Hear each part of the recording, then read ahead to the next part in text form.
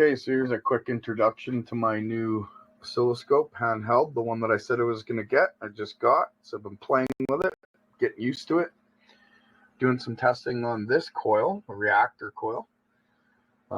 We have a ferry pickup core on the with 120 wraps on the outside, hooked to this voltage meter.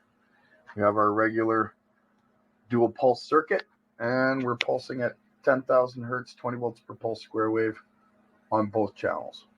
All right, we're going to turn this on. 3, 2, 1. So we're getting roughly 33 volts on that coil on the outside, but check out this waveform. What does that look like to you, ladies and gentlemen?